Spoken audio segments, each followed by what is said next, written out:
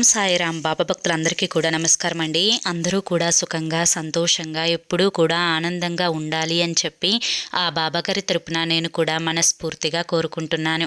ఈరోజు బాబాగారు అందించే సందేశం ఏంటి అంటే కనుక, తల్లి 2025వ సంవత్సరంలో ఈ చిన్న పని నువ్వు చేసుకున్నావు అంటే కనుక నీ జీవితంలో నువ్వు ఏదైతే కోరుకుంటావో ఆ కోరిక ఏదైతే ఉందో అది కొత్త సంవత్సరంలో ఖచ్చితంగా నెరవేరుతుందమ్మా అని చెప్పి బాబాగారు మన కోసం కొత్త సంవత్సరానికి మనం అడుగు పెట్టే ముందే ఈ యొక్క సందేశంతో వచ్చారు అంటే కనుక ఇది మన భవిష్యత్తుకు పునాది అని చెప్పి మనందరికీ కూడా తెలిసిన విషయమే కదండి. మరి సందేశం వినే ముందు ఎవరికైతే బాబాగారి మీద పూర్తి నమ్మకం ఉంటుందో విశ్వాసం ఉంటుందో వారందరూ కూడా ఈ వీడియోకి ఒక చిన్న లైక్ ఇచ్చి వీడియోని వినడం స్టార్ట్ చేయండి. దానికంటే ముందు చాలామంది కూడా గురువుగారి గురించి అడుగుతున్నారండి. అక్క, ఎన్నో రకాల సమస్యలతో మేము సతమతం అయిపోతున్నాము, మీకు తెలిసిన గురువుగారు ఎవరన్నా ఉంటే చెప్పండి అక్క అని చెప్పి అడుగుతున్నారు. ఈ గురువుగారు మనకు తెలిసిన గురువుగారేనండి. నేను పదే పదే ఈ గురువుగారి గురించే ఎందుకు చెప్తున్నాను అంటే కనుక నా స్నేహితుల జీవితంలో, నా బంధువుల జీవితంలో, చివరికి నా జీవితంలో కూడా ఎన్నో రకాల సమస్యలు అసలు తీరవేమో అని భయపడుతున్న సమయంలో ఈ గురువుగారు చేసిన పూజల వల్ల ఆ సమస్యల నుంచి మేము బయటపడి ఆనందంగా ఉంటున్నాము. అలాగే మీ జీవితాలలో కూడా సంతోషం నిండాలి అనుకుంటే కనుక శ్రీ షిరిడి సాయిబాబా ఆశీస్సులతో జ్యోతిష్యం చెప్పబడును. గురూజీ శివరామరాజు గారు. Phone number 9959422552. మీరు ఇప్పటి వరకు ఎన్నో చోట్ల జ్యోతిష్యాలు చెప్పించుకొని విసిగిపోయి ఉంటారు. కానీ ఆ విసుగు ఇక్కడ ఉండదండి. మీ సమస్యలు ఏవైతే ఉన్నాయో, ప్రేమ, పెళ్లి, ఉద్యోగం, రాజకీయం, సంతానం లేక ఇబ్బంది పడుతున్న, భార్యాభర్తల మధ్య గొడవలున్న, అప్పుల సమస్యలున్న, శత్రువుల సమస్యలున్నా, ఇలా మీ సమస్యలేంటో గురువుగారికి వివరించి చెప్పినట్లయితే వాటికి తగిన పూజలు చేసి మీకు రోజులలోనే గురువుగారి పరిష్కారాన్ని చూపిస్తారు. గురువుగారు చెప్పినట్లు 100కు 1000% జరుగుతుంది. నమ్మకంతో కాంటాక్ట్ అవ్వండి. ఇక బాబాగారి యొక్క సందేశం ఏంటో మనం ఆలస్యం లేకుండా తెలుసుకుందాం. తల్లి, 2025వ సంవత్సరం అంటే కొత్త సంవత్సరంలోకి అడుగు పెట్టబోతున్నావు. కొత్త సంవత్సరం అనగానే క్యాలెండర్ మారుతుంది, వారాలు మారతాయి, తిథులు మారతాయి, అన్నీ కూడా కొంచెం మార్పు జరుగుతాయి. కానీ నీ జీవితంలో ఏ మార్పు ఉండదు. ఉదయం అవుతుంది, రాత్రి అవుతుంది, మళ్ళీ ఉదయం అవుతుంది, మళ్ళీ రాత్రి అవుతుంది. ఇదే కదా బాబా, కొత్త సంవత్సరం వస్తే ఏమవుతుందయ్యా అని చెప్పి అనుకుంటూ ఉన్నావు కదా తల్లి. అయితే అది అలా అనుకోవడం అనేది పూర్తిగా నీ తప్పే అవుతుంది. ఎందుకు నీ తప్పు అవుతుంది అని చెప్పి చెప్తున్నాను అంటే కనుక ప్రతి మనిషికి కూడా ఒక ఆశ అనేది ఉండాలమ్మా. ఆ ఆశ అనేది మనిషికి ఊపిరిని పోస్తుంది. ఆ ఆశ అనేది జీవితంలో గొప్పగా అడుగు వేయడానికి సహాయపడుతుంది. ఆ ఆశ అనేది చచ్చే మనిషిని కూడా బ్రతికిస్తుంది. అవునమ్మా, నేను అబద్ధం ఆడడం లేదు. ఎందుకంటే ప్రతి మనిషి కూడా ఆశతో జీవించాలి అనేది అక్షర సత్యం తల్లి. అయితే మరి ఈ 2025వ సంవత్సరంలో జనవరి 1 తారీఖు రోజు నువ్వు ఈ చిన్న పరిహారాన్ని నేను చెప్పినట్లుగా చేసుకో తల్లి. అలా కనుక నువ్వు చేసి అది నీ దగ్గర ఉంచుకున్నావు అంటే కనుక, నీ ఇంట్లో అది ఉంది అంటే కనుక దీనికోసం నువ్వు డబ్బులు ఖర్చు పెట్టాల్సిన పని లేదమ్మా, భయపడవద్దు. ఇది కనుక ఉంటే నీ సమస్యలు, కష్టాలు, అనారోగ్య సమస్యలు, అప్పులు, ఆర్థిక ఇబ్బందులు, ఏ పని చేసినా కలిసి రాకపోవడం, ఇవన్నీ కూడా తొలగిపోయి నీ జీవితంలో కొత్త అదృష్టం అనేది కొత్త సంవత్సరంతో పాటు అడుగు పెడుతుంది తల్లి. మరి అదేంటో నువ్వు తెలుసుకోవాలి అనుకుంటే కనుక ఇది చివరి వరకు చూడు తల్లి. దానికంటే ముందు ఒక చిన్న కథ, ఇది మానవ జీవితంతో ముడిపడిన కథ చెప్తాను. కొన్ని ఆధ్యాత్మిక విషయాలు భగవంతుని నామంతో చెప్పడం అనేది చాలా మంచి పద్ధతి అని చెప్పి నా ఉద్దేశం. ఎందుకంటే ప్రతి మనిషి కూడా ఏదో ఒక కారణం చేత తన జీవితంలో ఎన్నో రకాల కష్టాలని అనుభవిస్తూ ఉంటారు. కానీ ఆధ్యాత్మిక విషయాలు తెలియకపోవడం వల్ల మనిషి చాలా చాలా నష్టాలు పొందుతూ ఉంటాడు. అటువంటి ఆధ్యాత్మిక విషయాలలో ప్రతి మనిషి కూడా అనుభవిస్తున్న ఒక చిన్న కష్టం అనేది కథ రూపంలో మీకు అర్థమవుతుంది. ఒక ఊరిలో ఒక రాజుగారు ఉన్నారు. ఆ రాజుగారికి కామ కోరికలు, కామ వాంఛ అనేది చాలా ఎక్కువ అనమాట. అతనికి ఊహ తెలిసిన దగ్గర నుంచి ఏ ఆడపిల్లని చూసినా కూడా కామ కోరికతోనే అతను చూసేవాడు. అయితే అతను ఒక రాజ్యానికి రాజు కాబట్టి అతని దగ్గర చాలా ధనం అనేది ఉంటుంది కాబట్టి ఆ ధనాన్ని పేద ప్రజలకు పంచిపెడుతూ ఉంటాడు. కష్టాల్లో ఉన్నవారిని ఆదుకుంటూ ఉంటారు. కానీ ఆ రాజ్యంలో ప్రజలందరూ కూడా అతన్ని తిట్టుకుంటూ ఉంటారు. కానీ ఎందుకు అన్న విషయానికి వస్తే కనుక అతనికి ఉన్న కామ వాంఛకు అతను ఏ ఆడపిల్లని చూస్తే ఆడపిల్లతో కామ కోరికలు అనేవి తీర్చుకుంటూ ఉండేవాడు. ఇలాగే తమ కామ కోరికలను తీర్చుకోవడం కోసం ఒకరిని కాదు, ఇద్దరిని కాదు, కేవలం తన కోరికల కోసం 100 మంది అమ్మాయిలను పెళ్లి చేసుకుంటాడు ఆ రాజు. ఆ రాజు చాలా అందమైన అమ్మాయిలను 100 మందిని చేసుకొని 100 మందితో తన కోరికలను తీర్చుకుంటూ 100 మంది పిల్లలకు జన్మకు కారణమయ్యాడు అతను. అయితే అతనికి రోజులు గడిచే కొద్దీ, సంవత్సరాలు గడిచిపోయే కొద్దీ అతని వయసు కూడా పైబడుతుందన్నమాట. ఒకరోజు కూర్చొని తనకి తానే ప్రశ్న వేసుకుంటాడు. ఏమని అంటే కనుక, నాకెందుకు ఇంత కామ కోరికలు వస్తున్నాయి, ఇంత కామం అనేది నాకు ఎక్కడి నుంచి వచ్చింది, ఇది తప్పు కదా, నేను ఎన్నో పుణ్య కార్యాలను చేస్తున్నాను, ఎంతోమంది ఆపదలో ఉన్నవారిని ఆదుకుంటూ ఉన్నాను, అయినా కూడా ఈ ఒక్క తప్పు వల్ల నా యొక్క పుణ్యకార్యాలన్నీ కూడా మట్టిలో కలిసిపోతున్నాయి. నా పేరు అనేది బయట చెప్పినప్పుడు చెడ్డగానే అనుకుంటున్నారు తప్ప మంచిగా ఎవ్వరూ నన్ను చూడడం లేదు. ఇది ఎలా పోతుంది అని చెప్పి దీనికి ఏదైనా పరిష్కారం అనేది ఖచ్చితంగా నేను తెలుసుకొని తీరాలి అని చెప్పి ఆ రాజ్యంలో ఉండే మంత్రులందరినీ కూడా పిలిపించి, ఈరోజు సాయంత్రం మనం ఒక మాట్లాడే ప్రక్రియ మొదలు పెడదాము, అది కూడా కామం గురించి. ఎవరైతే నేను అడిగిన ప్రశ్నలకు సరైన సమాధానాన్ని ఇస్తారో వారికి నేను ధనం ఇవ్వడంతో పాటుగా నా జీవితాంతం నా సలహాదారునిగా, నా మంత్రిగా వారిని నా చెయ్యి పక్కనే పెట్టుకుంటాను అని చెప్పి చెప్తాడు. ఇక చాలామంది తెలివైన వాళ్ళందరికీ కూడా ఇక్కడ అవకాశం ఉంటుంది అని చెప్పి చెప్తారనమాట. అయితే చాలామంది ఆ సమావేశానికి వస్తారనమాట. ఇక మహారాజు కూడా వస్తారు. మహారాజు ఒక అతన్ని లేపి అడుగుతారు, అసలు బ్రహ్మచర్యం అంటే ఏంటి, మనిషి బ్రహ్మచర్యం చేయడం వల్ల వచ్చే ఉపయోగాలు ఏంటి అని చెప్పి. అప్పుడు ఒక సన్యాసి లేచి చెప్తాడు, ఎప్పుడైతే ఏ ఆడదానితో సంభోగం చేయకుండా ఉంటారో వారు నిజమైన బ్రహ్మచారి. వారు పుట్టిన దగ్గర నుంచి మరణించే వరకు ఏ ఆడపిల్లతో సంభోగించకుండా ఉంటారు కాబట్టి వారే అసలు సిసలైన బ్రహ్మచారుడిగా పేరు పొందుతారు. వారు జీవితంలో ఏ పని చేసినా కూడా పుణ్యం అనేది వారికి దక్కుతుంది అని చెప్పి చెప్తాడనమాట. ఇక తరువాత ఇంకొక అతన్ని లేపి అడుగుతారు మహారాజు, ఏమని అంటే కనుక, సగం జీవితం కోరికలను తీర్చుకొని మిగతా సగం జీవితం బ్రహ్మచారినిగా ఉన్నారు అంటే అతను నిజమైన బ్రహ్మచారిని కింద వస్తారా అని చెప్పి అడుగుతారు. దానికి మహారాజుకి ఆ సన్యాసి ఏమని చెప్తారు అంటే, ఎవరైతే ఊహ తెలిసిన తర్వాత ఒక 18-19 సంవత్సరాలు వచ్చిన తర్వాత తమ యొక్క కామ కోరికలను మరొక ఆడదానితో తీర్చుకొని తరువాత ఇది మంచిది కాదు, ఇది తప్పు అని చెప్పి తెలుసుకొని ఆ సుఖాలన్నీ, ఆ భోగాలన్నీ అనుభవించిన తరువాత ఎవరైతే ఇది తప్పు, ఇది చేయకూడదు, ఇది చేస్తే నాకు ఆ దైవానుగ్రహం అనేది కలగదు అని చెప్పి అనుకొని అవన్నీ, ఆ సుఖాలన్నింటినీ కూడా అక్కడితో వదిలిపెట్టి తరువాత ఏ సుఖాలు అతను అనుభవించకుండా బ్రహ్మచర్యం తీసుకొని మరే ఆడదానితో సంభోగించకుండా ఉంటారో తను మరణించేంత వరకు వారే అసలు సిసలైన నిజమైన బ్రహ్మచర్యుడు అని చెప్పి చెప్తారనమాట. దానికి ఆ యొక్క రాజు ఏమంటారు అంటే సగం జీవితం తను సుఖాలను అనుభవించి తరువాత తను ఆ సుఖాలేవి అనుభవించకుండా భగవంతుని యొక్క దీక్షలో ఉండిపోతే గనక అతను కూడా నిజమైన బ్రహ్మచరుడిగా పిలువబడతారా అని చెప్పి అడుగుతారు. దానికి ఆ సన్యాసి అవును అని చెప్పి చెప్తాడు.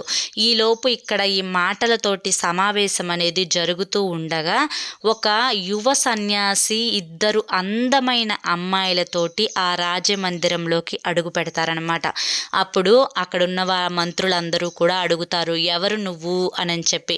నేను కూడా రాజుగారు ఏర్పరిచిన సమావేశంలో పాల్గొనడానికే వచ్చాను అని చెప్పి చెప్తారు. దానికి అప్పుడు అందరూ కూడా అంటారు, ఇద్దరు అందమైన అమ్మాయిలను పక్కన పెట్టుకొని తిరుగుతున్నావే, నువ్వేం బ్రహ్మచారుడివి, నువ్వేం సన్యాసివి, నువ్వేం సలహాలు ఇస్తావు అని చెప్పి సూటిపోటి మాటలు అంటారనమాట. అప్పుడు అందరూ కూడా ఎందుకు తప్పుడు దృష్టితో చూస్తున్నారు, అందమైన అమ్మాయిలు పక్కన ఉన్నంత మాత్రాన నేను సన్యాసిని కాకూడదా, నేను బ్రహ్మచర్యుడిగా ఉండకూడదా, మీరు తప్పుడు దృష్టితో చూస్తున్నారు, ఆలోచిస్తున్నారు. నిజానికి ఈ అందమైన అమ్మాయిలిద్దరూ కూడా నా యొక్క తోబుట్టువులు, నా యొక్క సొంత చెల్లెళ్ళు అని చెప్పేసరికి అందరూ కూడా నోరు మూసుకుంటారనమాట. ఇక అప్పుడు రాజు అతన్ని అడుగుతారు, నిజమైన సన్యాసి అంటే ఎవరు, నిజమైన బ్రహ్మచారుడు అంటే ఎవరు, ఎవరు తమ యొక్క దైవానుగ్రహం పొందుతారు అని చెప్పి అంటే ఆ సన్యాసి చెప్తాడు, మహారాజా మీరు అడిగిన ప్రశ్న సరైనది. ఎందుకు అంటే కనుక నేను మీ గురించి ఈ ఊర్లోకి అడుగు పెట్టినప్పుడే విన్నాను. మీకున్న కామ కోరికలతోటి, కామ వాంఛతోటి ఇప్పటి వరకు 100 మందిని పెళ్ళిళ్ళు చేసుకున్నారు, 100 మంది పిల్లల జన్మకు కారణమయ్యారు. ఇప్పటికైనా కానీ మీరు ఆ కామ కోరికలు తీర్చుకోకపోతే కనుక, ఆ కామాన్ని కనుక మీరు వదిలిపెట్టకపోతే కనుక మీరు సాక్షాత్తు ఆ భగవంతుని దర్శించుకున్నా మీకు ఎటువంటి పుణ్యఫలం అనేది దక్కదు. మీరు ఎన్నో పుణ్యకార్యాలు చేస్తున్నారు, అది కూడా నాకు తెలుసు. కానీ ఆ పుణ్యఫలం అనేది మీరు దక్కకపోవడానికి కారణం అనేది కేవలం మీ యొక్క కామ కోరికలు అని చెప్పగా ఆ మహారాజు మరి ఇది ఎలా పోతుంది అంటే, నేను ఇప్పుడు మీకు ఒక చిన్న కథని చెప్తాను అని చెప్పి ఆ సన్యాసి ఆ రాజుగారితో ఒక కథ చెప్పడం మొదలు పెడతారు. ఒక ఊరిలో 2 పండితులు ఉన్నారు. వాళ్ళు బ్రహ్మచర్యులు. అయితే వారు ఒకరోజు తమ ఆశ్రమానికి వెళ్ళడానికి ఒక నదిని దాటాల్సి ఉంటుంది. ఆ నదిని దాటేటప్పుడు అక్కడ ఒక అమ్మాయి కూర్చొని, ఈ నదిని ఎలా దాటాలో నాకు తెలియదు, నాకు మీరు సహాయం చేస్తారా అనగా అందులో ఒక సన్యాసి ఆ అమ్మాయిని భుజాల మీదకు ఎక్కించుకొని ఆ నదిని దాటడానికి సహాయపడతారనమాట. అప్పుడు రెండవ సన్యాసి ఏమని అడుగుతారు అంటే, కొంచెం దూరం వెళ్ళిన తర్వాత, మనం బ్రహ్మచార్యులము, ఒక అమ్మాయిని తాకకూడదు, అటువంటిది మీరు భుజం మీదకి ఎక్కించుకొని ఆ అమ్మాయిని నది దాటించారు అనగా రెండవ బ్రహ్మచారి ఏమని చెప్తాడు అంటే, ఆ భుజాన మా అమ్మాయిని మోసిన సన్యాసి ఏం చెప్తాడు అంటే, నేను అక్కడే భుజం మీద బరువుని దించేశాను కదా, ఇంకా నువ్వు మనసులో పెట్టుకొని అదే మోస్తున్నావు, నిజానికి తప్పు నేను చేయలేదు, నీ ఆలోచనలతో నువ్వు తప్పు చేస్తున్నావు అని చెప్తాడనమాట. అయితే ఇంకా ఆ మాట వినంగానే రాజుగారికి ఒక్కసారిగా నా ఆలోచనలు నేను అదుపులో పెట్టుకుంటే ఈ కామం దాని నుంచి నేను బయటపడవచ్చా అని చెప్పి అడగగా, సరిగ్గా గ్రహించారు రాజుగారు. నిజానికి ఎవరు అయితే ఆలోచనలను అదుపులో పెట్టుకొని ఏ స్వార్థం లేకుండా నిష్పక్షపాతంగా ఎదుటి వారికి సహాయపడతారో వారే నిజమైన బ్రహ్మచర్యులు అని చెప్తారు. ఎవరైనా కానీ ధనం కానీ ఆహారం కానీ లేదా మరే ఇతర సహాయాలు చేస్తున్నప్పుడు మేము ఈ పని చేస్తున్నాం, ఈ దానం చేస్తున్నాం, ఇది ఇలా చేస్తే భవిష్యత్తులో మాకు ఏదో ఒక రకంగా భగవంతుడు సహాయం చేస్తారు అని చెప్పి ఈ ఆలోచనలను మనసులో పెట్టుకొని స్వార్థంగా ఎదుటి వారికి సహాయం చేస్తూ ఉంటారు. ఆ స్వార్థం ఏది లేకుండా నిష్పక్షపాతంగా ఎవరైతే సహాయం చేస్తారో వారికి పుణ్యం అనేది దక్కుతుంది. కనుక మీరు కూడా నిష్పక్షపాతంగా సహాయం చేస్తూ మీ యొక్క యొక్క కామ వాంఛను అదుపులో పెట్టుకొని ధ్యానం చేసుకుంటూ మరే ఇతర కార్యాలలో మీ యొక్క శ్రద్ధని కనుక చూపించగలిగినట్లయితే ఈ కామం నుంచి మీరు జయించగలరు. ఆ కోరికలను గురించి అదుపులో పెట్టుకోవడంలో మీరు తప్పకుండా మీ వంతు మీరు జయించగలరు అని చెప్తారనమాట. ఇక్కడితో కథ ముగుస్తుంది. ఈ కథ ద్వారా బాబాగారు చెప్పాలి అనుకుంటుంది ఏంటి అంటే కనుక, తల్లి ఇక్కడ కేవలం కామం ఒక్కటే మీకు కనిపిస్తుంది. కానీ కేవలం కామం మాత్రమే కాదు, ఏ ఇతర వ్యసనాల పట్ల కామం ఉన్నా, ఏ ఇతర పరపురుషుల మీద కామం ఉన్నా, లేదా ఏదన్నా వస్తువు మీద కామం ఉన్నా, ఏదైనా కూడా కామవాంఛ కిందకే వస్తుంది. కనుక అవన్నింటినీ కూడా మీరు మనసులో నుంచి తీసివేసి భగవంతుని యొక్క నామస్మరణతో మీరు గడిపి ఏ స్వార్థం లేకుండా నిష్పక్షపాతంగా ఎదుటి వారికి సహాయం చేసుకుంటూ మీ యొక్క కార్యాలను కనుక మీరు మీ ఏకాగ్రతతో శ్రద్ధగా చేసుకోగలిగినట్లయితే తప్పకుండా ఎందులోనైనా కానీ మీకు విజయం అనేది దక్కుతుంది తల్లి. ఇది తప్పకుండా ప్రతి మానవుడు కూడా తెలుసుకొని తీరాలి. అయితే కొత్త సంవత్సరం రోజు జనవరి 1, 2025 జనవరి 1 రోజు ప్రతి ఒక్కరూ కూడా ఉదయాన్నే తెల్లవారుజామునే నిద్రలేచి ఇల్లు వాకిళ్ళు శుభ్రపరచుకొని తలంటు స్నానం చేసి దైవ మందిరాన్ని శుభ్రపరిచి భగవంతుని యొక్క పటాలకు గంధం కుంకుమతో అలంకరించి మంచిగా పూలు పెట్టి ఒక పసుపు క్లాత్ని తీసుకోండి. పసుపుది చిన్న మూట వచ్చేటట్లుగా కట్టుకోవడానికి వచ్చేటట్లుగా ఒక చిన్న అరిచేతంత పసుపు క్లాత్ని తీసుకోండి. ఆ యొక్క పసుపు క్లాత్లో మీరు ఇత్తడి కాయిన్ ఏదో ఒకటి పెట్టండి. అంటే 5 రూపాయల బిళ్ళ కానీ 10 రూపాయల బిళ్ళ కానీ ఇత్తడివి ఉంటాయి కదా, ఆ ఇత్తడిది కాయిన్ పెట్టండి. 5 రూపాయలైనా పర్వాలేదు, 10 రూపాయలైనా పర్వాలేదు. దాంట్లో మీరు కొంచెం కుంకుమని పెట్టండి. కుంకుమతో పాటు వక్కను కూడా పెట్టండి. వక్క మనకి పచారీ షాపుల్లో దొరుకుతుంది. పెద్ద వక్కకాయనైనా పెట్టవచ్చు, లేదా వక్కనైనా కూడా పెట్టవచ్చు. అందులో ఒక స్పూను ఆవాలను వేయండి. ఈ విధంగా వేసిన తర్వాత కుంకుమ రాసిన దారంతో, తెల్లదారానికి కుంకుమను రాయండి. అప్పుడు అది ఎరుపు రంగులోకి మారుతుంది. దాన్ని మీరు ఆ దారంతో మూటలాగా 11 వరసలు చుట్టేసి చక్కగా ముడిపెట్టండి. ఆ మూటని తీసుకొని వెళ్ళి మీరు ఆంజనేయ స్వామి యొక్క పాదాల దగ్గర పెట్టి మీకు ఏ కష్టమైతే దూరం అవ్వాలి అని చెప్పి కోరుకుంటున్నారో, ఏ కోరిక అయితే తీరాలి అని చెప్పి అనుకుంటున్నారో, ప్రేమ కానీ, లేదా పెళ్ళి కానీ, లేదా ఆర్థిక ఇబ్బందులు కానీ, లేదా ఉద్యోగం రావాలనుకున్నా కానీ, లేదా చదువులో ఫస్ట్ ర్యాంక్ రావాలి అనుకున్నా కానీ, ఇలా మీ యొక్క సమస్య, మీ యొక్క కష్టం, మీ యొక్క బాధ, మీ యొక్క కోరిక ఏవైతే ఉన్నాయో అవి స్వామివారి పాదాల దగ్గర, ఆంజనేయ స్వామి పాదాల దగ్గర పెట్టుకొని మీరు దాన్ని సంకల్పించుకొని తరువాత దీపారాధన అంతా, పూజా కార్యక్రమం అంతా కూడా ముగిసిన తర్వాత ఆ మూటను తీసుకొని వెళ్ళి మీరు బీరువాలో మీ యొక్క నగలు బంగారం పెట్టుకునే స్థానం ఏదైతే ఉంటుందో ఆ స్థానంలో పెట్టేసి సంవత్సరం అంతా దాన్ని అక్కడే వదిలేసేయండి. మళ్ళీ వచ్చే సంవత్సరం జనవరి 1కి ఆ మూటను తీయాలి, గుర్తుంచుకోండి. ఇది కనుక మీ ఇంట్లో ఉంటే మీరు ఏ సంకల్పం అయితే చేసుకొని ఆ మూటని కట్టారో ఆ సంకల్పం అనేది ఈ కొత్త సంవత్సరంలో ఖచ్చితంగా తీరుతుంది అని చెప్పి గుర్తుంచుకోండి. అర్థమైంది కదా? ఒక పసుపు క్లాత్ తీసుకొని అందులో ఇత్తడి కాయిన్ని పెట్టి కొంచెం కుంకుమ వేసి వక్కను పెట్టి తెల్ల ఆవాలను పెట్టి కుంకుమ రాసిన దారంతో 9 సార్లు చుట్టి ముడిపెట్టి ఆంజనేయ స్వామి పాదాల దగ్గర పెట్టి మీరు సంకల్పించుకొని తర్వాత పూజా కార్యక్రమం ముగిసిన తర్వాత ఆ మూటని తీసుకొని వచ్చి బీరువాలో మీరు డబ్బు బంగారం పెట్టుకునే స్థానంలో కనుక పెట్టుకుంటే ఆ సంవత్సరంలో, ఆ కొత్త సంవత్సరంలో మీ యొక్క సంకల్పం ఏదైతే ఉంటుందో ఆ సంకల్పం అనేది ఖచ్చితంగా నెరవేరుతుంది. ఇది జరిగి తీరుతుంది తల్లి. ఇది చేసుకొని చూడు. నీ యొక్క ఈ కొత్త సంవత్సరం నీకు అదృష్టదాయకంగా ఎలా మారుతుందో చూసి నిజంగా నువ్వు ఆశ్చర్యపోతావు. ఇది 10 మందికి కూడా చెప్పు, ఆ పుణ్యం కూడా నీకు లభిస్తుంది. నిస్వార్థంగా చెప్పు. అర్థమైంది కదా తల్లి? అర్థం చేసుకొని నేను చెప్పింది చెప్పినట్లుగా చేసుకొని నీ యొక్క ఆర్థిక సమస్యలు, నీ కోరికలు, నీ యొక్క డబ్బు సమస్యలు అన్నీ తీర్చుకొని ఆనందంగా ఉండమ్మా అని చెప్పి ఈరోజు బాబాగారు మనకి చాలా చక్కటి సందేశాన్ని అందించారండి. మరి ఈ సందేశంలో ఎంతో గొప్ప ఆంతర్యం ఉంది, ఎంతో గొప్ప పరిహారం కూడా ఉంది. ఈ సందేశం మీ అందరికీ కూడా నచ్చింది అనిపిస్తే ఈ వీడియోకి ఒక చిన్న లైక్ ఇచ్చి ఖచ్చితంగా కింద కామెంట్ సెక్షన్లో ఓం సాయిరామ్ అని చెప్పి టైప్ చేయడం మాత్రం మర్చిపోవద్దు.